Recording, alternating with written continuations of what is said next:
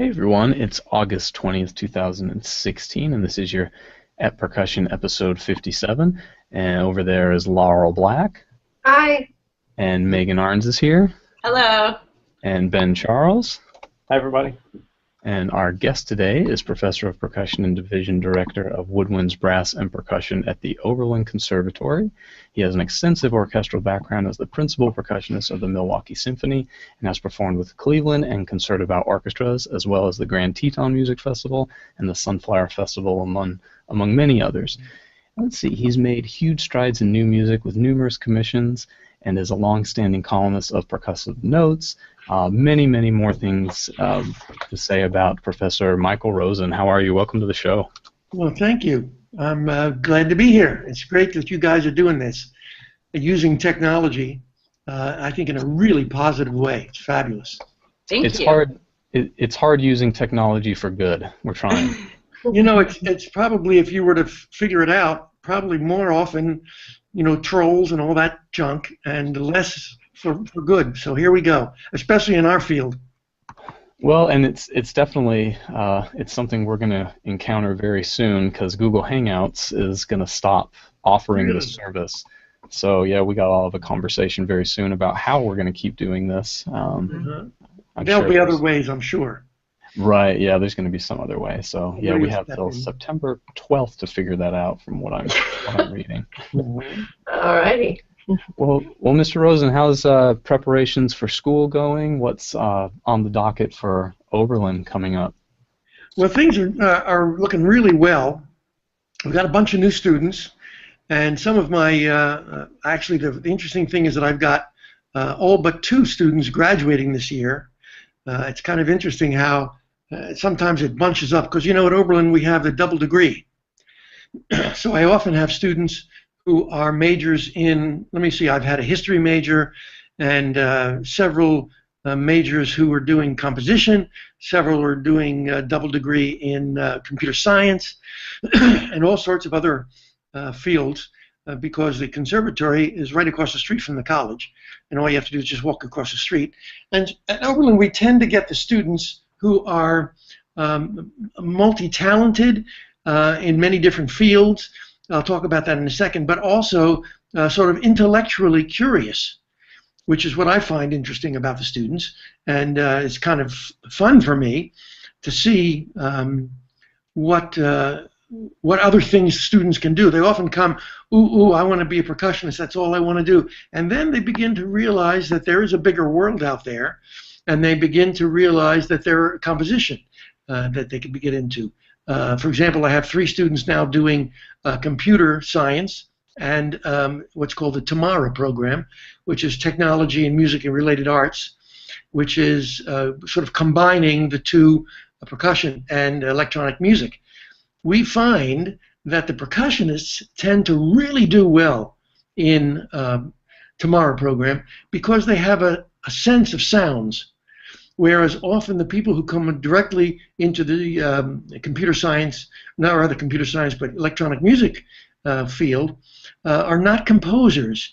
They don't have an instrument. And they, you know, the old thing about, you know, you make a computer sound go boop, boop, boop, and everybody goes, wow, that's cool. Whereas percussionists, we're used to dealing with sounds. We're used to dealing with textures, timbres, combinations of those things. So they tend to put them together in a really fantastic way. So I really think that that's a fantastic thing. Not only that, it opens up more fields of study for percussionists. Yeah, I remember I saw a like a YouTube profile of one of your students that I can't remember if it was maybe biology was his other. That's right. Like that. Yeah, there's a little profile on that. It's interesting. Yeah, it's interesting, and it's really interesting that those students tend to do as well, if not better, than some of the other students, depending upon their focus, I should say. You know, because you know what they say: if you want to have something done, give it to somebody who's busy. And that's what these students tend to do. They tend to do the work. I've had a biology major who's now in the symphony in Florida, and I've had a student who was, Jim Cully. You know Jim Cully, who's in the percussion group Cincinnati? Mm-hmm. He was a, believe it or not, classics and Latin, Wow. double degree. Wow. So we used to say that he really played Latin music really well. Ha ha ha, that's the joke. But anyway, so he's in the percussion group, Cincinnati, and several other students who were double degree, who are working in symphonies. But I think it's a great idea because it's a broader world than sometimes percussionists realize, musicians in general, and it's a fantastic thing to extend yourself intellectually, be intellectually curious. How long does that degree program take? Does it add an extra year or two, or can they still complete the degree in 4 years? They can still complete it in 4 years, but it depends. If you're double degree, it takes 5, sometimes 4.5. But if you're a double major, then it can take 4. Okay. Right. But that's the thing about Oberlin. It's a special place in that students have to take classes in the college and broaden their perspective.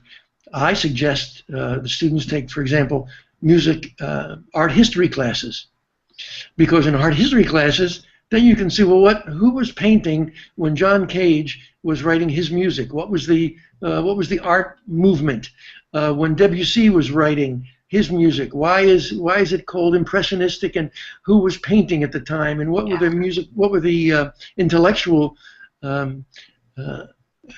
endeavors at the time, not just music. So I really encourage students to do that and to take other history classes and things like that, and of course music history, of course, also.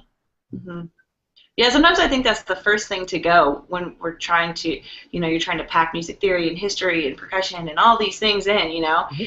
And I think having an elective of art history, like you said, or taking a dance class, or, exactly, studying more in the field of art, but outside our discipline. One of the most interesting things that happened last year was that 4 of my students were in a dance production where they were on stage, actually, playing instruments and dancing, and appearing on stage with the dancers. Boy, did they love that experience! I bet they did. That sounds so fun. Because the art choreographer used them in both as musicians and as people in the dancers. So, and they thought that was the greatest experience. That's super cool. And it was a great show too. That's awesome. Well, you've talked a lot about your students, and we actually have a Facebook question from one of your incoming students about your students. All right. This is a question from Eli Gerschat. He says, helping a student find their path can seem very daunting. How do you help someone find themselves in their study of percussion and music, and how do you successfully bring that out in their time spent practicing and learning? Okay, that's a complex question, but I love it. Okay, what we do at Oberlin very often is that the first semester is only snare drum. Now, students say, well, ooh, I want to play marimba. I want to play marimba. I don't just want to do snare drum. So sometimes I say, okay, let's just try it for a couple of weeks, and we start focusing. And the intent is to be very, very focused. Not necessarily, although it happens to be, with the snare drum, but the focus is on learning. The focus is on how do you learn as a student. Every student's going to be different. Every student is going to face problems that they have themselves. How are you going to solve those problems? And that's why I think doing the focus on snare drum really helps. We go through several books. We go through very detailed, because students sometimes come playing pieces that they're not really ready to play. I get a lot of students playing pieces that I listen to them and they actually play them pretty well, but I say to myself, you're not quite ready to play that, you're not mature enough. And we would sort of like be giving a 10-year-old piano player a Beethoven piano sonata. Not quite ready for it. So this is why I try to take the student slowly but surely from where they are to where they will be, using their own abilities and way of practicing. What I like to say is that the teaching goes on in the studio, but the learning goes on in the practice room. So if you think about that, you know, I teach, but where do you really learn? You're only with me for an hour or 2 hours a week, but you're by yourself for as many hours as you want to practice, and you have to discover how you learn. That's the most important thing. I love that. We should have an app percussion quote board, and that should be right That's on a good top. one, yeah.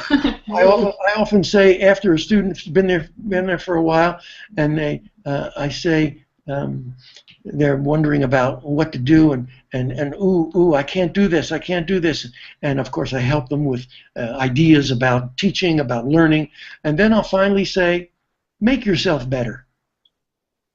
And if you think about that, you know how to do it. As a percussionist, as a musician, or anything, make yourself better, and that's the way we face it. By the second semester, we're starting to do marimba, but it's very interesting how I've had students in the first semester and even the beginning of the second semester, ooh, I want to do marimba. I say, okay, so I give them a piece to do, all right, and I start focusing on the piece, and then they say, no, wait a minute, I can't do both at the same time. All of a sudden, their focus is becoming very blurred. So what I think is the important thing is to be focused, and then we go to the next instrument. I've never quite understood schools that do 20 minutes of timpani, 20 minutes of marimba, 20 minutes of snare drum. I just don't know how that works. Now, don't forget, I'm not saying that a person doesn't do snare drum in the second year when we're doing mallets. Of course not. But at least you have a foundation about how to do it.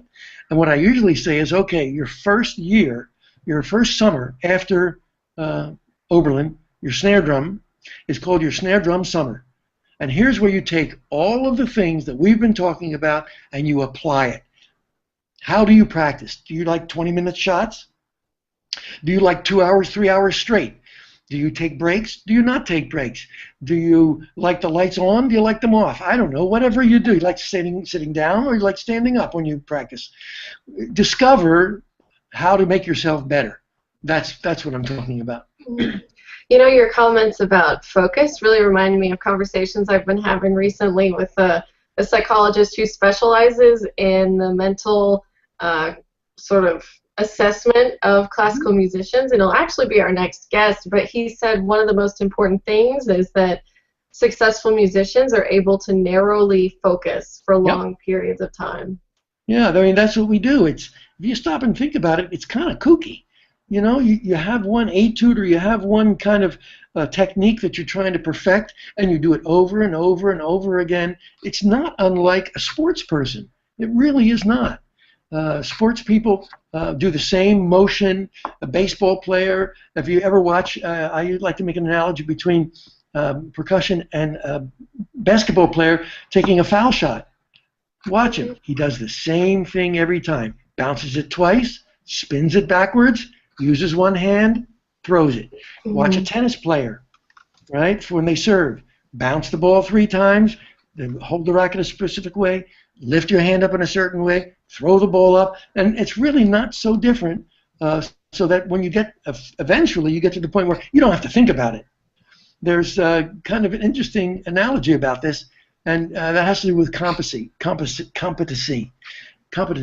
When you start out, you have unconscious incompetence. You don't know what you're doing. You're just playing. Then you get to the next stage where it's conscious incompetence.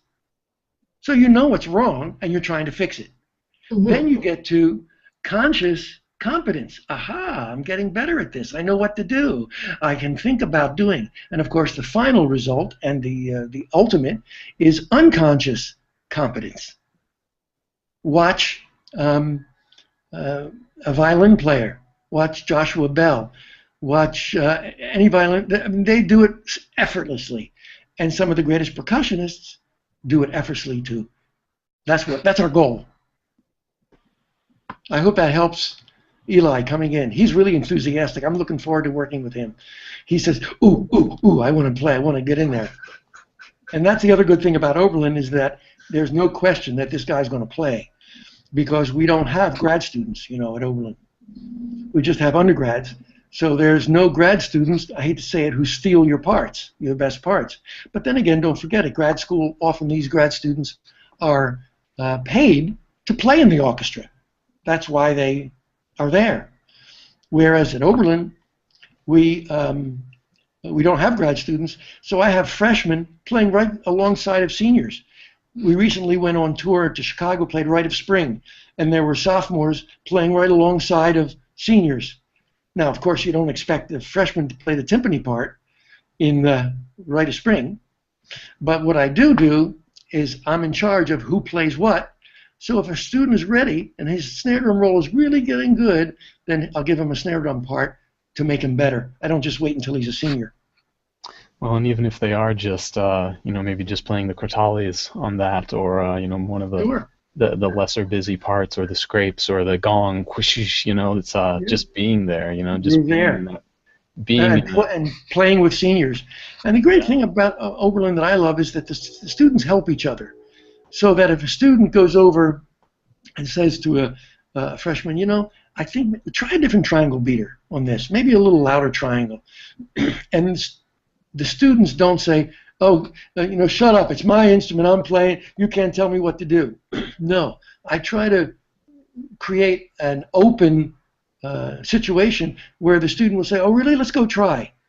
Let's try this, let's try that. Because then you know that you can say the other person, you can tell him or her what they might do to make it better, make the part better. So it's just constantly going back and forth and helping each other. It's a simple thing, but I agree, it's touching when you see, you know, one of them, our director is saying, I need a different triangle something, and the freshman is like, shoot, this is my only set of triangle beaters, and you know, my senior runs over there and just goes like, here you go. It's just like, it's really touching cool when they help each other. I'm actually trying to change the attitude. I want them to be a little more, you know, combative. That's learning. Really. Of course, you didn't tell me he threw the triangle beater at him. You didn't tell me that part. Right. Yeah, they're a little too nice. It's not entertaining for me. I don't see how it will be good reality TV entertainment unless I get them. I try to think of competition at Oberlin as being creative competition. Yeah. Not combative competition. I'm sure we all know the situation where a student is playing really great in a practice room, and the other student goes in and, I don't know, hears him playing and gets angry or whatever, or doesn't like the attitude that they have. Whereas at Oberlin, I like creative competition. Yeah, there's going to be somebody better than you, but there's something that you can learn from somebody. Maybe one person is a fabulous marimba player. The other person is a great hand drummer. The other person is a terrific snare drummer. We can all learn from each other, and that's what I try to instill in the students at Oberlin, and it works really well because the students really get along fantastically. That's awesome. Every Tuesday night we have something called Chicken Night. And the students get together at the local the mess hall, and they get together and find out, well, you know, what instrument do you need this week? What are you playing? You can borrow my snare drum or whatever, and they, you know, sort of do all the details. It's called Chicken Night because they used to serve chicken, but they don't anymore. But there's a funny story about that because we had a student from Bulgaria, and he was a freshman, and of course we said to him, okay, Tuesday you're going to come to Chicken Night, right? And he looked really kind of puzzled, and he walked away with kind of a down face, came back about a half an hour later, says, Mr. Rosen, I can't go. I said, why not? He said, I don't have a chicken. Oh. I thought you were going to say he's vegetarian or something. I don't know, whatever. He said, where do I find a chicken? Anyway, it was just so cute. I mean, what that just shows to me is that the students are very helpful with each other and get along well. Yeah, but I think it's what you're looking forward to, Eli. That's awesome. I think, you know, and to have someone that's able to kind of facilitate that, you know, and encourage that. I mean, I think it comes naturally to percussionists. I think that's why we're, you know, other instrument areas are sometimes like, why do percussionists, you guys always hang out? Percussionists are very social people because we're forced to talk to each other. We have to figure out instrument moves and things. But I love the story about freshmen and seniors helping each other. I was experiencing that at Interlochen a little bit this summer too, even with just, I loved seeing their 8th and 9th graders, but they were, one person had a tambourine, like owned a tambourine, and, who owns a tambourine in 8th grade? I did not. So, but yeah, they would share things, and I don't know, it's really cool to. It's great. We always start very early. The pianists are always very jealous of us because the pianists go into a practice room all by yourself, and that's it. Yeah. Violinists, you go all by yourself. Where's my latest concerto? Whereas percussionists, we have to work together. We have to talk to each other. We have to talk to each other. We have to share instruments. We have to share experiences. If a student has a class and he can't come to set up for a concert, one of the other students will set up for him. Because the students know that if I can't do it, then somebody will set up for me. I know that after senior recitals, no students here put any equipment away. All the students put the equipment away for them while they stand in the line and have everybody hug them, and so and you know that when your time comes, that's what's going to happen to you. So you help the other people. And by the way, the whole studio goes to dress rehearsals of everybody. Really? Wow. Which is really good. And of course afterwards, after I'm there and I give some tips, I say goodbye, and the students give tips to each other. That's cool. And it's really good, and it's given in the best way. As long as it's received in the best way, in the most positive way, it's given in the most positive way. And students, they want that. They don't want to be combative. Well, that's great. And I've always heard it said again and again that classroom atmosphere is contingent upon the teacher's attitude, and a studio atmosphere is contingent on the teacher's attitude, and personality is just so contagious. And even after talking to you for just 20 minutes here, it's very clear that your personality has just really generated that. And I guess the lesson for students who might be listening is, man, make the atmosphere you want, because once it passes around like a virus, make sure that's a good virus, And on that note, I think one of the scariest things to me about higher education is I think every single year every university has some sort of discussion of how much of college can we move online? How much can we, because I get it, it's expensive, that makes sense financially and all, but I really am keeping my fingers crossed that it's never the case that people basically exclusively do college from home, because that just doesn't, the whole point of going somewhere and being in that environment, it generates creativity. You can't get that. No, I agree. I've often thought of myself as being very, very fortunate in that, being a musician, a teacher, we are the last of the apprentice situation. Do you know what I mean? In other words, all professions used to be the apprentice situation. A plumber would apprentice to a head plumber for a long time before he became a journeyman plumber himself. You name it. An artist would be in a studio, Michelangelo's studio, for a long time before he broke out and became his own artist. So that we're the last of that, where a student comes in, it's just me and the student. And I know more about that student in a certain specific way than anybody else. I know things about you that no one else knows. It's just between us. I know how you learn. I know what to give you to make you better, and I try to make you make yourself better.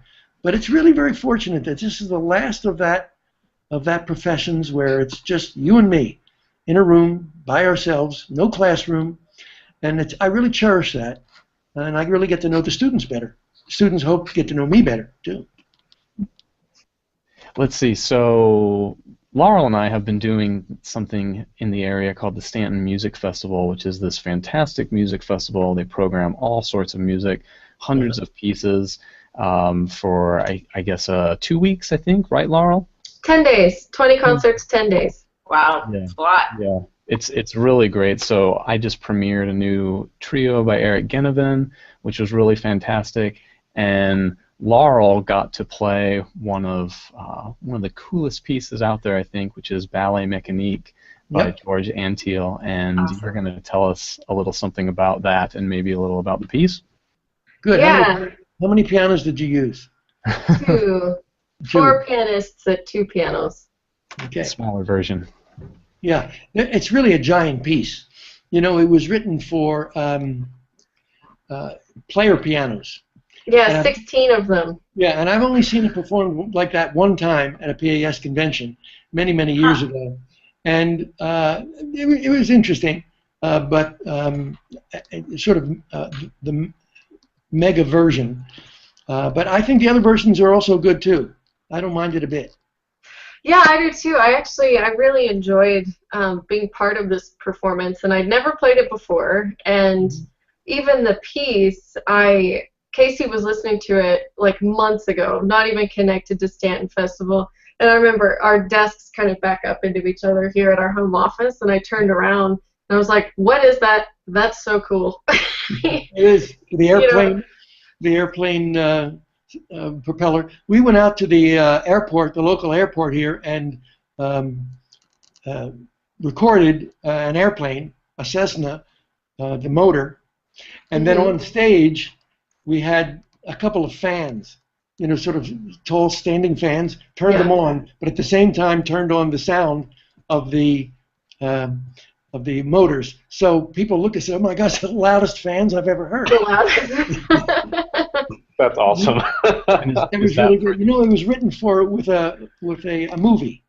Yeah. And since we're here, I'll give let me give everybody a little a background on not on just George, but on the piece itself. So George Antheil is actually an American composer, though his name sounds like something else. From 1900 to 1959, and in reading a little bit about him, I learned that he was incredibly intelligent and a rather confident, probably eccentric individual, and he moved to Europe in his early 20s and began in Paris in the 1920s and was one of the few American composers who went there without the express intention of studying with Nadia Boulanger, which I found... Like everybody else did. Yeah, exactly, like everybody else. But he did cross paths with a lot of other artists and really influential people of the time, such as Gertrude Stein, Picasso, Dali, Hemingway, Satie, and eventually Stravinsky. And he would really... Jean Cocteau also. Jean Cocteau. Yeah, and so I wrote in my note to myself, it's basically the entire character list from the movie Midnight in Paris, if you've seen it. Exactly. Perfect. That's pretty much who he's hanging out with. And now that I know more about him, I feel like I need to watch the movie again to see if he was in it, just randomly represented. It's an abstract movie by the artist. I can't think of his name. I can't think of the name of the. He used to do these big, outsized people with squares and rounds, and it was really very interesting. And it was never done because the technology at the time, they couldn't coordinate it. Oh yeah, are you talking about the film Ballet Mecanique? Yeah. Yeah, I gotcha. I got his name. So. The project of Ballet Mecanique, the piece was originally written to be a soundtrack for a film by Dadaist painter Fernand Léger and cinematographer Dudley Murphy. Right. And Léger, it was completed. They never did it because they didn't have technology to make it coordinate. Right, yeah, so the 16-player pianos that we mentioned, it just really didn't work. And in addition to that, Léger and Antheil didn't really communicate, so at the beginning the movie was only half the length of the music, and I think it took something like 2 years to get them to match. So when the movie premiered, I think it was silent. It didn't have any music with it. When we did the performance, we showed the movie and played it together. Oh, that's cool. And it didn't quite coordinate, but it's all abstract, so it didn't seem to matter. There wasn't any cues for something happening, so it just seemed to work okay. You know, I wrote an article about the Ballet Mecanique in Percussive Notes. You might want to go back and look in the archives. I did quite a long article about Ballet Mecanique. You might want to take a look at that. Oh, cool. Yeah. Somewhere in the archives. I don't remember what issue, because I forget how many. I forget some of the articles. I've written 92 articles. Oh my gosh. Yeah. The terms used in percussion, and I'm shooting for 100, and that's it. Yeah, I would Did imagine you so. get tenure? Did you get tenure? Yeah. Quite a Is while. that what they call super tenure? Is that what that's called? Super tenure.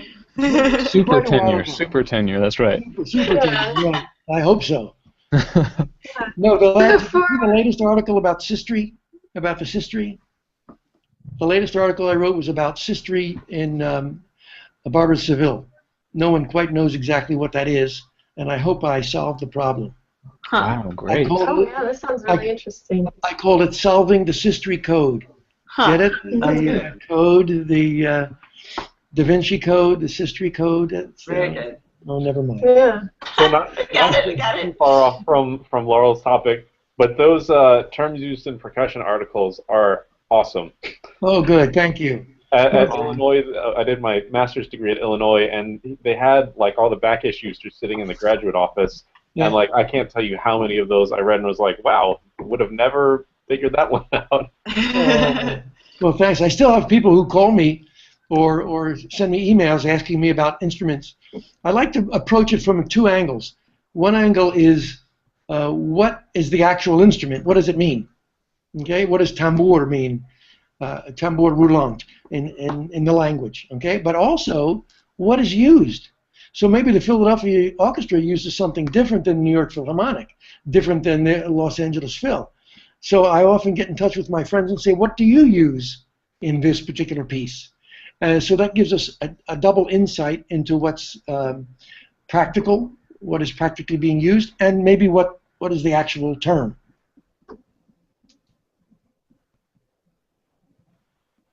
Cool. Yeah, thanks. Let me see. I had something. Oh yeah, before diving in a little bit further, even into Ballet Mecanique, George was really passionate and talented in many fields, and even has a patent in his name with actress Hedy Lamarr for some. Yeah, that was called a secret communication system. Yeah. Which is actually still used in both the military and cell phone industries. And this is actually something that Casey researched a little bit. So Casey, can you tell us about that technology? Yeah, sure. So, and this actually has to do with the player pianos, because just a little background on her. So Hedy Lamarr, the actress as we know her, she's Austrian born, and she has her career in Europe, and she's already in movies and known. She marries Fritz Mandl, who's one of Austria's largest arms dealers. He forces her to end her acting career and be hostess to his business associates, which at the time, this is Hitler and Mussolini. So at these meetings, she learns about warfare plans and also plans her escape. And it turns out she escapes by drugging the maid and sneaking out the window. And she goes to Paris and then to London and then finally to Hollywood, and her career as an actress is rebooted, and she's super famous, and she's known as the prettiest woman in the world. But she was gorgeous. Right. Yeah. And she's also really interested in fighting the enemy, and she comes up with this idea that you could alternate frequencies, and they call it, I'm forgetting what they're calling it now. Spread spectrum technology. Yeah, right. And she calls it and that's what it's called today. And what it was called then, shoot, I have kind of too many notes here. I'm just looking for what she called it. This was called frequency hopping. So, you know, when you listen frequencies to often. It was originally used for torpedoes. Well, so torpedoes would hit their mark, hit their where they were aimed. Exactly. So her plan, her idea was, okay, you could have a submarine have this technology in it, and it would be able to use radio signals to guide torpedoes, but the problem is the enemy can simply jam the radio signal. Right. And her idea was that the frequency would hop. Changing it. Yeah. So the frequency would hop from, 90 to 40, back to 21, back to 90, and it would hop often, so you wouldn't know which frequency to jam. So she has this idea, but she doesn't know how to keep the transmitter and the receiver in synchronization. So the story is she's at a cocktail party and she meets Antheil, and they are sitting at a piano together and talking and joking and flirting, and she mentions this concept. And somewhere later in their relationship, he says, what if you used piano rolls? So the same player piano roll idea that's in Ballet Mecanique, the concept is, okay, you could have a roll literally in the torpedo in some mechanics, and then one in the transmitter, and that way you can use that to change the frequency in sync, and they would literally be in sync. And she pitched this idea. Fascinating. Yeah. Actually, also the other interesting thing about it is that she never really profited by the use of this technology in cell phones. It was sort of after she died the cell phones came about. That's right. So she's going to die in 2000, and she and Antheil get the patent in 1942, and it's only until 1962 that they're actually able to use it, because she pitches it to the military, but they recognize it's not practical to keep these physical mechanics. I mean, something as physical as a piano roll, they don't see how that's going to be in the entire guidance system. So it's only until 1962 that the circuitry development that they're able to use the same idea of frequency hopping, because obviously, you know, you can take your cell phone and shake it, it's circuitry, it'll still work. So you're telling me that my phone does not have a piano roll in it? It does not. That's right. A very small piano roll. Here I was just thinking to myself. That's right. That's good. Yeah, but it's really cool. I mean, you think about two piano rolls of the same. You know, they have these little spots that trigger the pitches, and actually her frequency construct had 88 different frequencies that it could be on, just like a piano roll. So you're right. She does not get any money for this, nor does Antheil, because, let's see, Lamarr and Antheil were awarded a patent in 1942. The military could not adopt the concept due to the current technical physical limitations. With further development in circuitry, Antheil and Lamarr's idea is implemented electronically in 1962. By then, the patent had expired, and unfortunately, they never made any money off the concept. But she does receive recognition for her mind, which was kind of one of her whole things. Is yes, okay, I'm so beautiful, but I want people to know me more for my scientific genius. Have you ever seen any of her movies? You could research some of her movies on Netflix or something. Yeah. Well, there's one. Her first big shocker is a movie called Ecstasy, which she appeared nude in, and I guess it shocked the world that she was nude in this movie. So I think it's so cool that the same person who shocked the world by appearing nude in like 1933 is also the person who shocked the world with her scientific knowledge. Right. Like, what cool irony that, you know, this is the same person that foresaw this technology that we now use in military satellite communication. We use Wi-Fi, we use Bluetooth, we use cell phones. It's literally everywhere, this idea of this like changing frequency on the same bandwidth. This connects to one of my favorite quotes that I read of hers, where she says, "Any girl can be glamorous. All you have to do is stand still and look stupid." I think the original feminist. I want to be known for my like percussion talent, but instead it's my looks that keeps. Be careful. It's a tricky spot to go to. Yeah. Casey has a secret life we don't know about. No, I get the percussion gigs due to the Casey, where are you teaching? This place is called James Madison University. Oh, James Madison. Oh, you asked me about Don Bick. No, I was the one that asked you about Don Bick. Do you have, Casey? Do you have hanger timpani there? Let's see. No, we have mostly Walter Lights everywhere, and so we have 4 sets of Walter Lights, 2 in each building, and we've got some Yamahas. Okay. And yeah, the hanger timpani are at VCU. That's right. Yeah. Good. We talked about we have a set of Spenke timpani, which are the original Dresdens from Germany. And the story is that a former student who was a really terrific student, and I can't think of his name, and I will probably before we finish, went to Germany for senior, I think it was junior year abroad, and he studied there. Now he needed some timpani to practice on, so he bought timpani there, and then this was right after the war. This is no, not after the war, but it was probably 1965, 6, 7, something like that. And he played the timpani, and then he brought them back as used equipment, like you could buy a used car in Europe and ship it back. Mm-hmm. And that's how Oberlin got these Schwenke timpani. And of course, they were left-handed, like Duff played, because Duff was teaching here at the time. So I had them switched to right-hand, American style. But in a matter of 2 hours, they could be put back to original German style. So I didn't ruin them in any way, but just made it better to do it that way. And they sound fabulous. They sound fabulous. Awesome. Well, speaking of sounding fabulous, Laurel, tell us more about Ballet Mecanique. Good job. So let me tell you guys more about that original instrumentation. So we've been talking a lot about those 16-player pianos.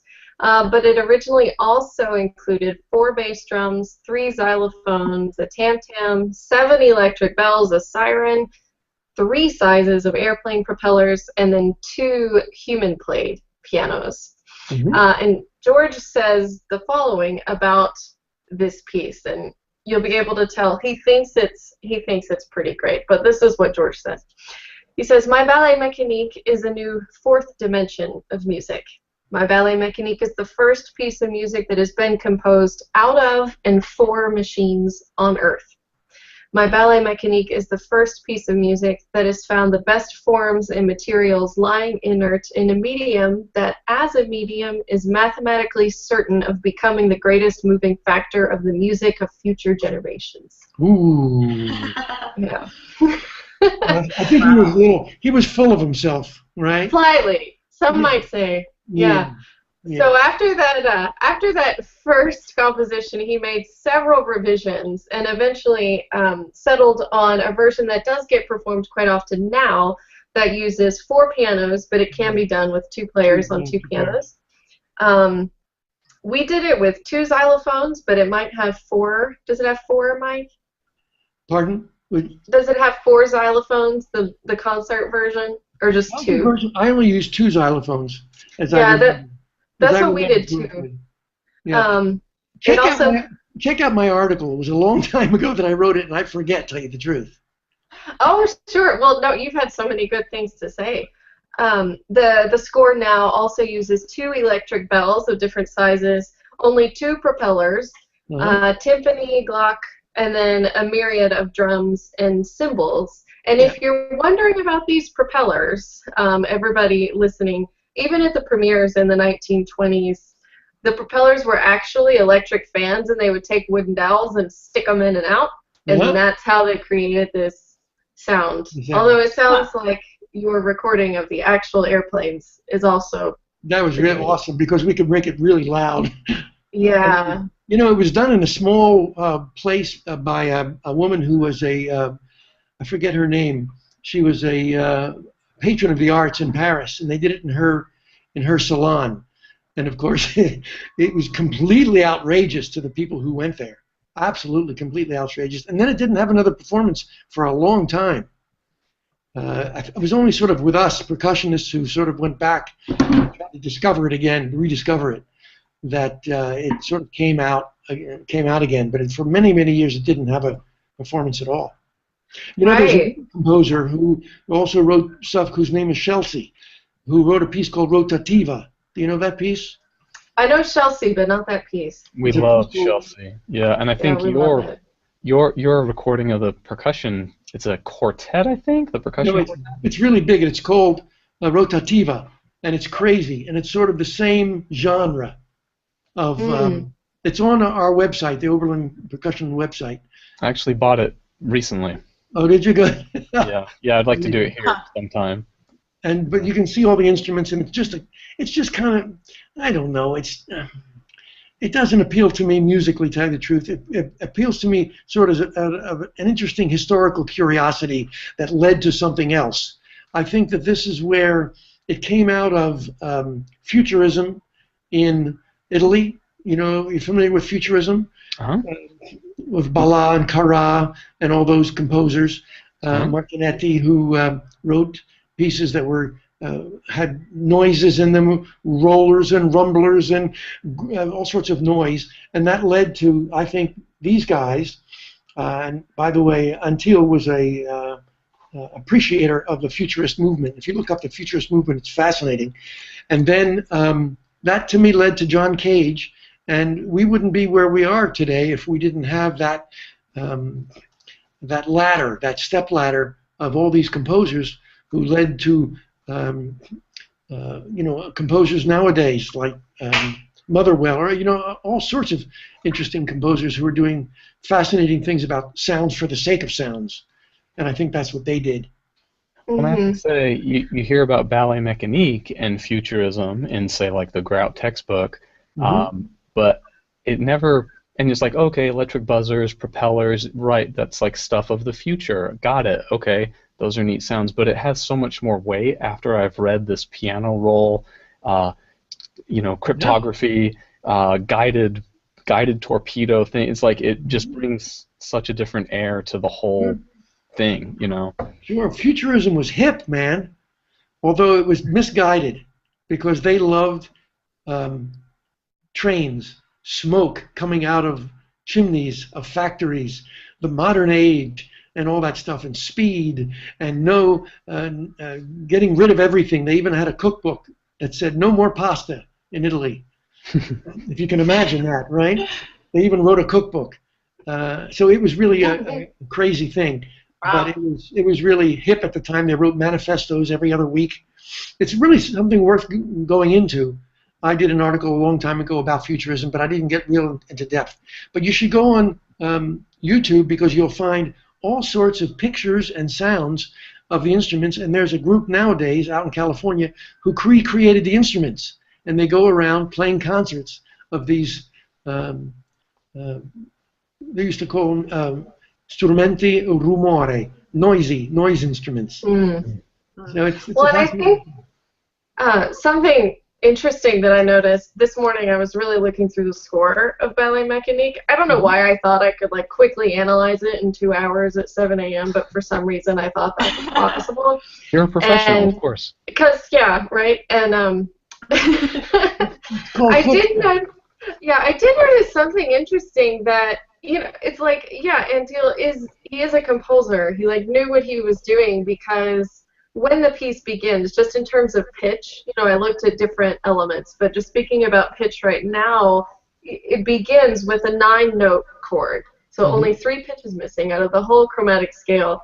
And he takes us through different like pitch sets, and he has motives assigned to different sets, and as they come back, you know, you're reminded of that set. He eventually gets to where he's using all 12.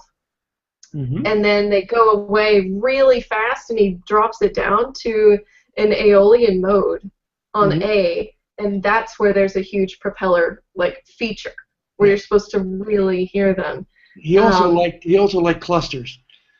Right, and that's one of the sets is like 0, 1, 2, 3 everywhere. Thanks so much for dropping in and joining us. It's really great to talk to you, man. Especially thanks for all your teaching advice at Oberlin. It's actually really inspiring. But yeah, definitely. Yeah, everyone, thanks Mike Rosen for joining us. Thanks. Nice to meet you. Good to meet you guys. Yeah, nice to chat. Keep it up. This is a great thing. Yeah. Thank you. It's really fabulous. Keep it up. Sure. Take care, and we'll talk to you later. Maybe we can resume another time. Yeah, I would like to do that because I would like to talk to you about the Japanese marimba music and how it came to the States and how Keiko Abe came here at first and things like that. We have a lot more to talk about. Yay! Yeah, we'll do it. We will figure it out. Okay, we'll take care of what you need to, and we'll talk to you again soon. Okay, thanks again. Bye. Okay, thanks so much. Bye-bye, guys.